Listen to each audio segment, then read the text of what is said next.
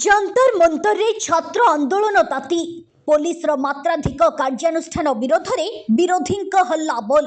Cockroach जनता party संसद चलो अभियान बेले पुलिस प्रदर्शनकारी मुहामुही छात्र छात्री उपरे पुलिस कार्यानुष्ठान को नहीं तेजिला राजनीति एकजुट हेले विरोधी।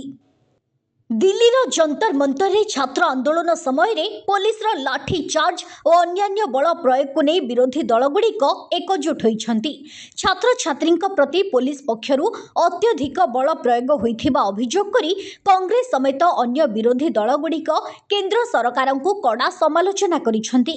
ककरोच जनता पार्टी संसद चलो अभियान बेले हजार हजार छात्र और युवकों को अटकाइबा पई पुलिस रो लाठी चार्ज टीयर गैस प्रयोग एवं बलपूर्वक प्रदर्शनकारी को हटाइबा भली पदक्षेप नैथिबा अभियोग होइछि। एही घटना रे अनेक छात्र छात्री आहत होइथिबा बेले महिला प्रदर्शनकारी प्रति असदाचरण होइथिबा अभियोग उठिछि।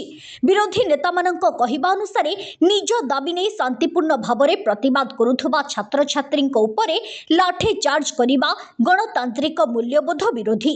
सेमाने एही घटनार निरपेक्ष तदंत आहत छात्र छात्री को न्याय एवं दायी अधिकारी विरोध में उचित कार्यानुष्ठान दाबी करिसेंती।